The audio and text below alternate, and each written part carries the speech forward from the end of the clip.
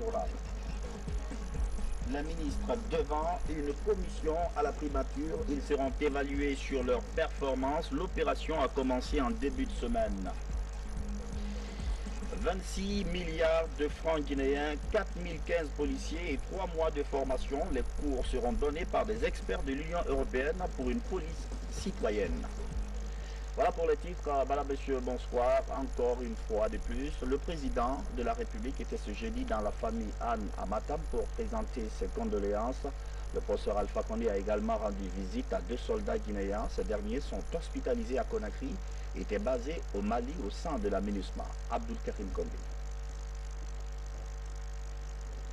Le président de la République, professeur Alpha Condé, s'est rendu dans la famille de El Hadj Gallé Anne ce jeudi pour présenter les condoléances suite au décès de son fils, Baïdi Anne, né en 1965 ici à Conakry. Il était marié, père d'une fille. Baïdi Anne a regagné sa dernière demeure hier mercredi. Le porte-parole de la famille Anne, El Hadj Kiba Kouyaté, a, au nom de la famille Anne, remercié le président de la République pour sa disponibilité et son soutien à la Guinée.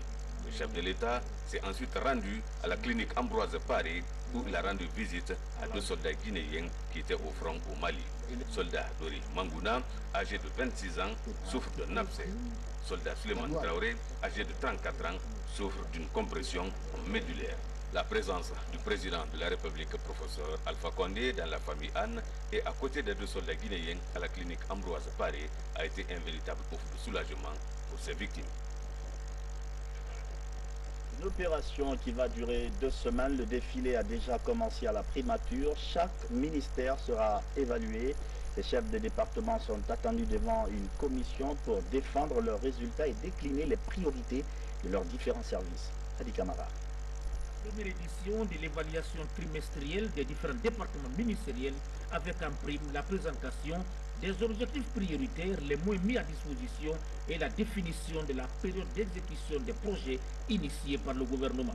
Déjà, les départements comme les transports, le tourisme, les affaires étrangères, l'agriculture, les mines et l'administration du territoire sont passés ici devant la commission mise en place à cet effet. Aujourd'hui, il s'agit d'évaluer la performance des départements ministériels sur la base du niveau d'exécution du contenu de ces lettres de mission. C'est dans ce cadre-là que nous procédons à l'évaluation de la performance des départements au titre du premier semestre. Cette activité est prévue sur une base trimestrielle, donc à partir de maintenant, cela sera fait trimestriellement pour respecter les instructions du président de la République. C'est une idée conçue par le président de la République, professeur Alpha Condé, et mise en place par le premier ministre chef du gouvernement Mamadou Yuna en vue de faciliter le traitement des dossiers concernant l'exécution des grands projets à caractère social et économique. Alors principalement, il s'agit de quoi? Nous sommes en cours d'année. Les objectifs ont été assignés sur une base annuelle. Il s'agit pour le Premier ministre de s'assurer que le niveau d'exécution à date nous permet d'atteindre l'objectif annuel. C'est l'occasion pour le Premier ministre, à l'issue de cette évaluation, d'apporter tous les ajustements et tous les recadrages nécessaires pour répondre à ces objectifs-là et tenir compte bien sûr des attentes pressantes des populations. Au sein de l'administration guinéenne, cet exercice connaît aujourd'hui un engouement et une adhésion totale des cadres parce qu'il prend en compte toutes les remarques et les difficultés relatives au bon fonctionnement des différents services de nos départements. Les travaux qui ont démarré ici à la primature lundi 18 juillet prendront fin mercredi 27 juillet, soit 8 jours d'évaluation trimestrielle. 4015 agents de police vont bénéficier d'une formation de 3 mois. Les cours seront donnés par des experts de l'Union européenne. Un échange d'expérience. Au total, 26 milliards de francs guinéens vont servir au financement de cette formation. Aboubakar Junior Camara, Maïmouna Bella Diallo. La réforme des forces de défense et de sécurité est l'un des projets phares du chef de l'État, professeur Alpha Condé. C'est dans cette optique que le ministère de la Sécurité et de la Protection civile a initié cette rencontre de mise à niveau.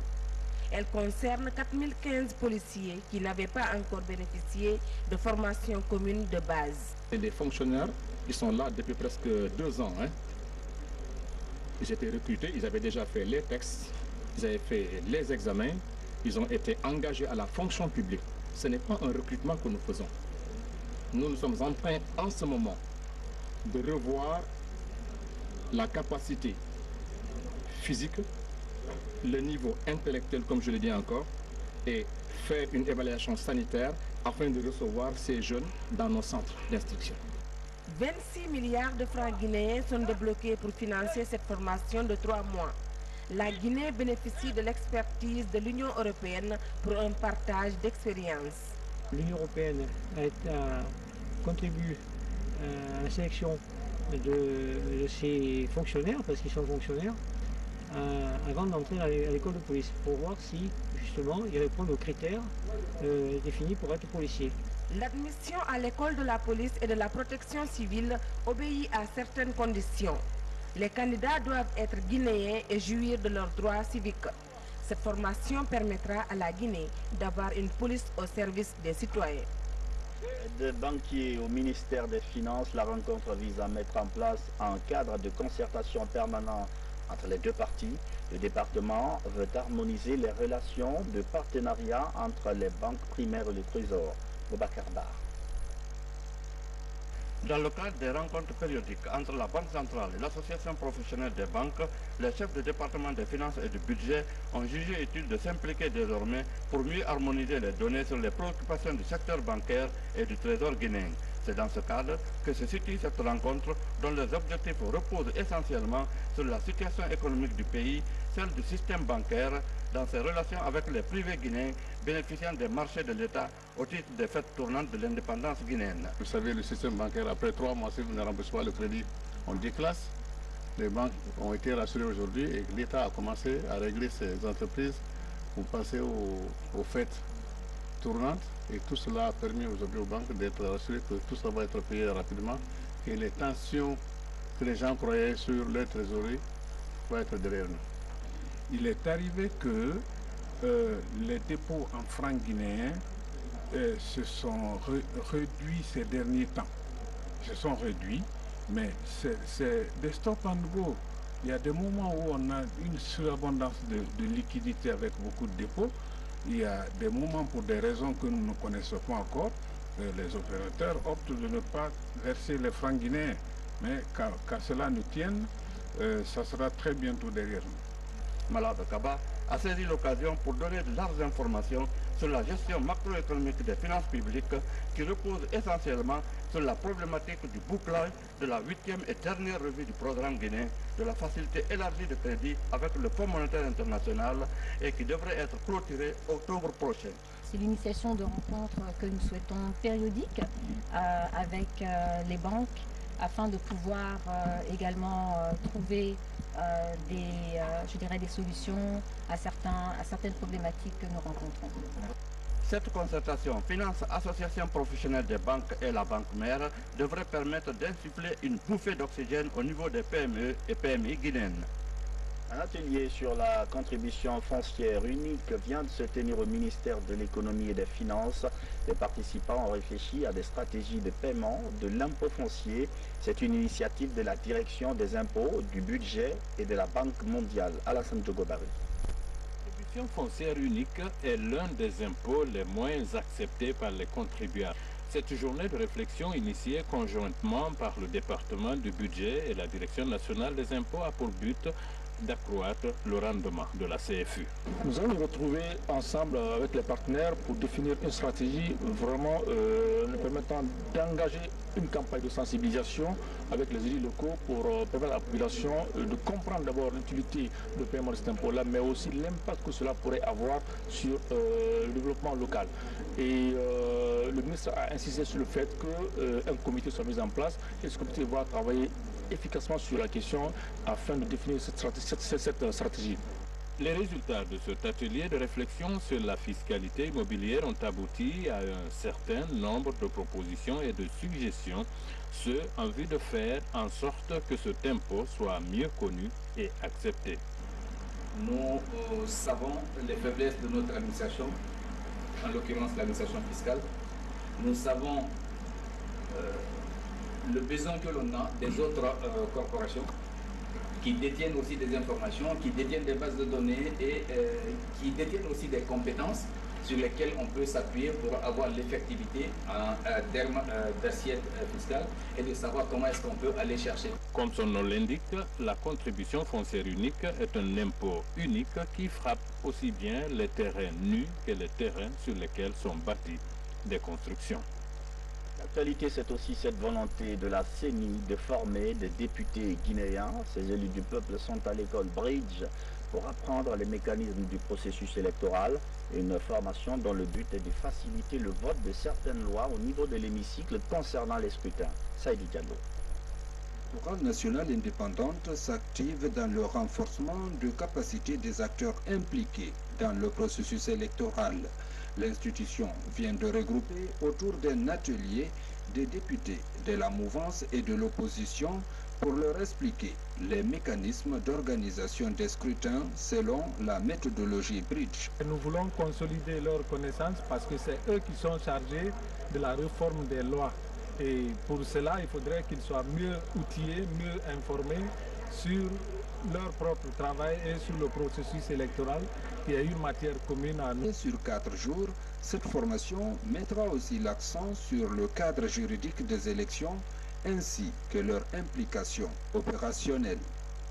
Les thèmes qu'ils viennent de décliner ici, ce sont des thèmes qui sont importants, qui font souvent l'objet de contradictions, soit au niveau local ou encore au niveau national. Donc le fait de les élucider, de travailler avec les responsables du département formation au niveau de la CENI nationale, nous permettra en tout cas de lever beaucoup de lacunes à ce niveau-là.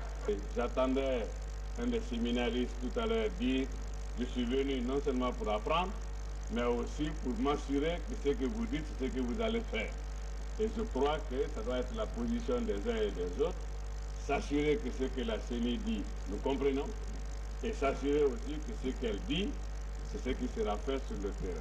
Cette formation qui se tient en prélude au communal et communautaire va à coup sûr permettre à nos députés de mieux comprendre le fonctionnement des élections. Le tout premier document de politique nationale de protection sociale, c'est pour très bientôt. Les dernières touches sont en train d'être apportées, notamment les volets contributifs et non contributifs qui sont en validation. Ce document est une boussole dans la lutte contre la pauvreté. Mohamed de Camara. Le gouvernement et ses partenaires valident le draft du volet non contributif de la politique nationale de protection sociale. Le document en élaboration depuis 2 ans pourrait contribuer à la réduction de la pauvreté en Guinée. Pendant ce temps, le gouvernement plaide pour son adoption d'ici à septembre prochain. Notre pays est constitué à plus de la moitié des couches les plus vulnérables et les couches les plus diminuées.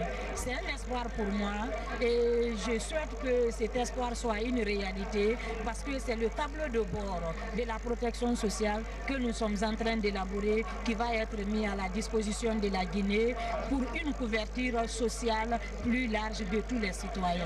Ce volet non contributif de la politique nationale de protection sociale est une contribution de la Banque mondiale qui appuie la Guinée dans la lutte contre la pauvreté. C'est l'aboutissement d'un effort participatif avec le gouvernement qui a décidé de lui-même des priorités qui devraient être prises en compte dans ce volet non contributif. Il s'agit essentiellement d'améliorer l'accès aux services sociaux de base, d'améliorer les mécanismes de protection, de promotion des populations les plus pauvres à travers les activités génératrices de revenus, à travers les transferts monétaires, à travers les travaux à haute intensité de main-d'œuvre. Avec tous les systèmes de protection sociale existants en Guinée, il n'y a que 6% de la population qui bénéficie de couverture sociale. Et je crois que c'est nécessaire qu'on dote le pays d'un document de politique sociale. Le volet non contributif concerne surtout les groupes vulnérables. Et ce qui est vraiment une première pour nous. La rencontre a mobilisé à Conakry des cadres venus des départements ministériels concernés et des institutions internationales et nationales. Ils se retrouvent dans les mois à venir pour statuer à nouveau sur le document. Le Conseil des ministres s'est tenu ce jeudi à Conakry. Au menu des sujets débattus, le programme d'insertion socio-économique post-Ebola en faveur des jeunes. Plusieurs recommandations ont été faites pour la promotion de l'emploi des jeunes. Compte rendu, Bernard Tonguino. La Guinée va présenter en septembre prochain aux Nations Unies le programme d'insertion économique post-Ebola des jeunes. La question est débattue au cours de ces conseils des ministres présidés par le chef de l'État. Pour l'atteinte des objectifs du dit programme, le président de la République recommande la promotion des projets d'emploi jeunes dans les domaines agricoles. Le président de la République a demandé qu'une réunion soit tenue sur la gestion des centres de perfectionnement agricole. L'objectif est d'adopter les mesures nécessaires à un meilleur fonctionnement, à l'optimisation des recettes, la gestion, l'entretien et la conservation des équipements matériels et outillages.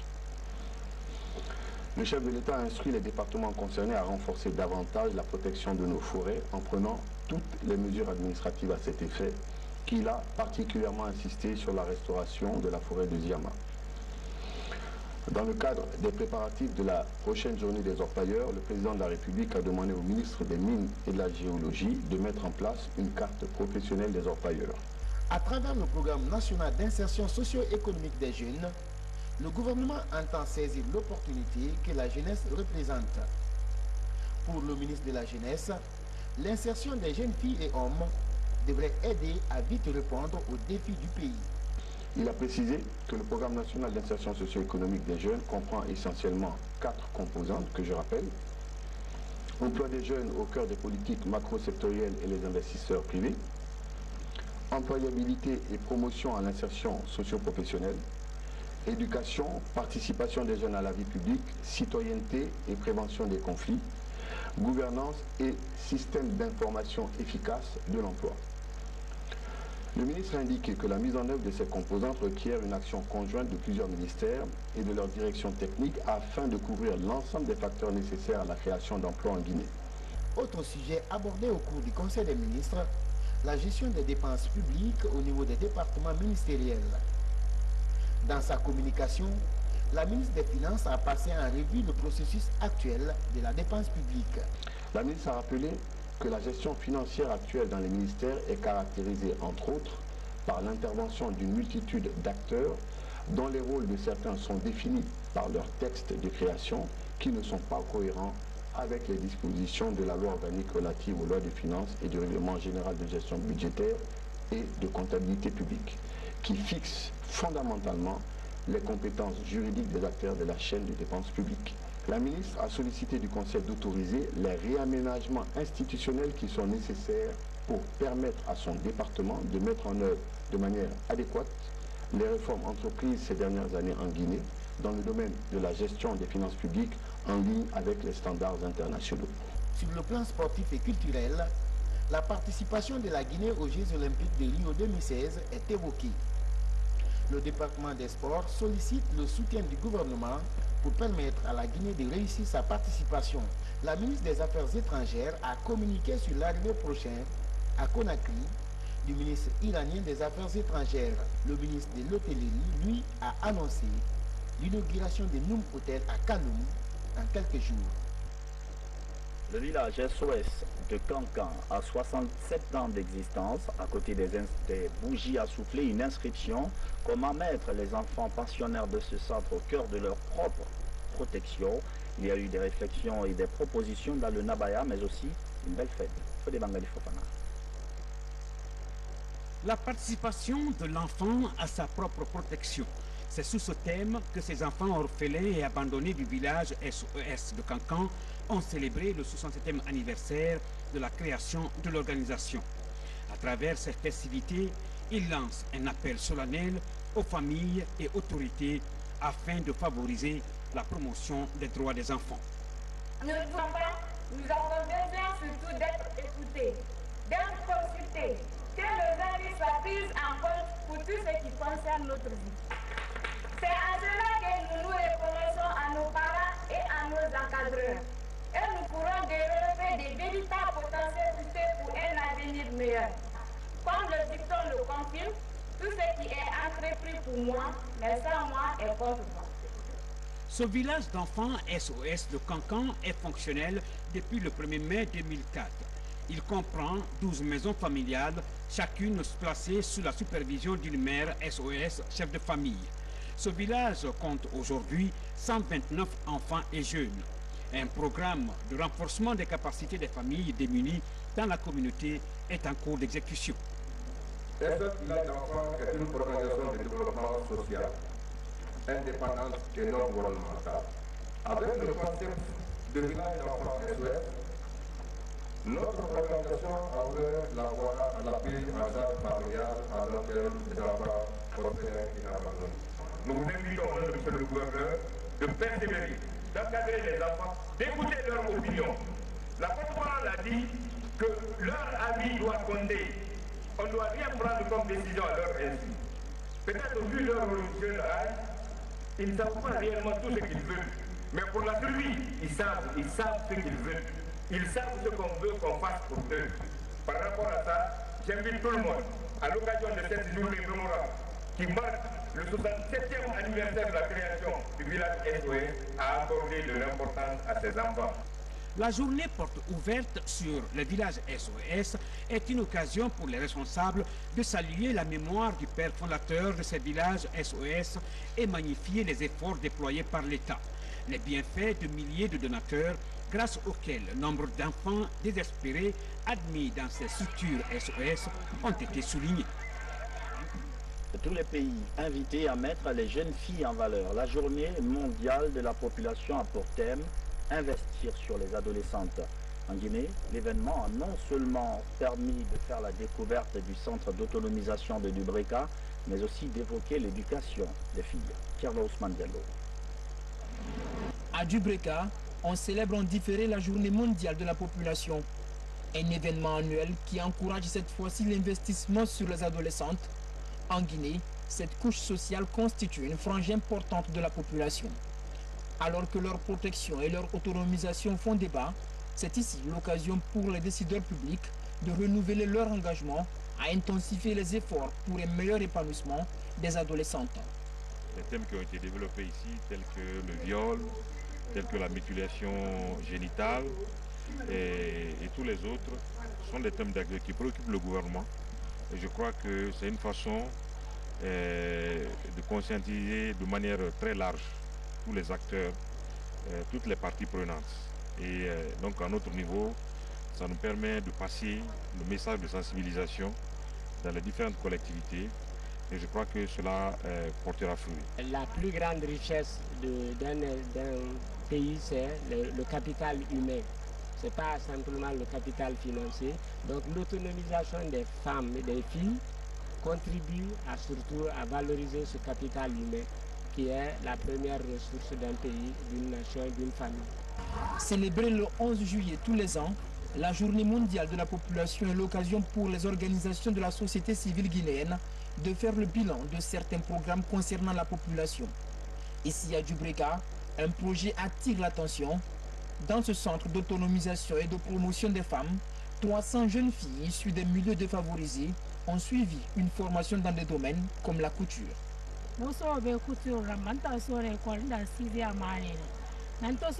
Je suis venue pour apprendre la couture après que j'ai abandonné l'école en 6e année. Aujourd'hui, Dieu merci.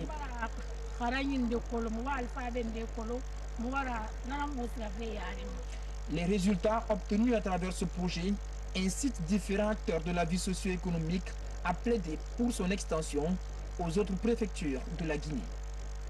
On ne peut pas développer un pays, j'allais dire même un continent, en laissant en rade plus de la moitié de la population. Et il se trouve que les femmes et les filles font ici en Guinée 52% de la population. Donc, autonomiser ces femmes, autonomiser ces filles, leur permettre d'être des actrices du développement est un pas certain vers le développement global du pays.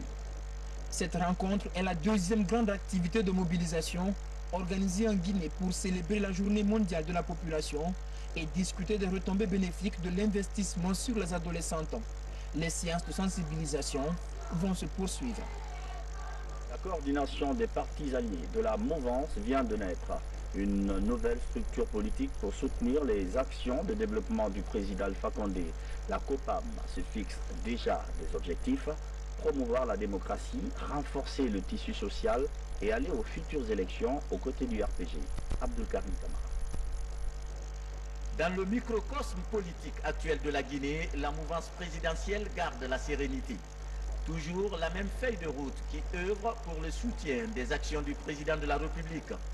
Ces partis alliés raffermissent davantage leur alliance à travers la création de la COPAM, coordination des partis alliés de la mouvance. C'est un cadre organisationnel des partis alliés qui avaient signé individuellement un protocole d'entente avec le RPG.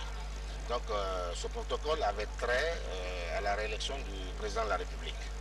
Donc ce cap franchi, nous nous sommes retrouvés pour mettre en place un cadre organisé, structuré, pour permettre, plus que de parler au nom d'un seul parti, de créer une entité groupée qui pourrait être une force de dialogue, un partenaire efficace, n'est-ce pas, au service du président de la République, en relation naturellement avec le RPG Arc-en-Ciel, pour essayer de valoriser les actions engagées par le président de la République. Au-delà de son alliance avec le RPG, la COPAM entend surtout œuvrer dans la préservation des acquis de la Troisième République. Elle fait aussi une invite aux partis de l'opposition à un dialogue politique inclusif. Nous avons accompagné le président professeur Alpha Condé. On ne va pas le laisser en cours de route. On l'accompagne sur tous ses programmes de société. Et en même temps, pour donner des informations de son programme de société acquis. Les propositions des mouvements sont reconnues, que les violences ne règlent rien dans un pays. Aujourd'hui, la mouvance n'a pas changé d'un iota. Nous avons la main tendue. C'est l'ordre donné par le chef de l'État, le professeur Alpha Condé, d'être réceptif, cordial et de se comporter en républicain et démocrate. La main tendue, prêt à faire le dialogue. Cette coordination des partis alliés de la mouvance compte en son sein 65 formations politiques. La COPAM affirme que tout parti désiré à accompagner les actions du RPG est le bienvenu chez elle. L'aventure dure déjà depuis un an. Le temps passe vite. Le 20 juillet 2015, le premier bateau quittait le port de Katougoma et la société minière de Bokeh entrait officiellement en phase d'exportation de la bauxite guinéenne. Aujourd'hui, pour célébrer cet anniversaire, la SMB fait le vœu d'œuvrer pour les communautés et de renforcer son partenariat avec l'État. Mohamed Kamara. Voilà un an jour pour jour que le premier bateau minéralier de la société minière de Bokeh quittait le port de Katougoma pour celui de Yantai de la République chinoise. À bord, les premiers grammes de la bauxite de Bokeh vers ce pays ami. Depuis, le rythme de production a évolué. 8 millions de tonnes de bauxite ont été jusque-là exportées par la SMB. Nous avons pu, le 20 juillet 2015, exporter la première tonne de bauxite de la société minière de Bokeh. Aujourd'hui, le consortium SMB-WAP est un consortium qui a une vocation internationale. C'est la mise en commun de beaucoup de talents et beaucoup de compétences de tous les horizons. Dernière née de sociétés minières en République de Guinée, la SMB emploie aujourd'hui plus de 5000 personnes avec une sous-traitance des ONG et des sociétés de la place. L'apport des Guinéens pour ce projet a été déterminant. Ce genre de projet ne peut exister s'il n'y a pas de talents nationaux qui y sont associés. En décembre 2016, la SMB devrait atteindre 16 millions de tonnes de bauxite exportées. Les travaux d'extension sont en cours pour l'atteinte de meilleurs résultats. Les Guinéens iront cette année à la Mecque. Ils seront 7200 à effectuer ce Hajj 2016.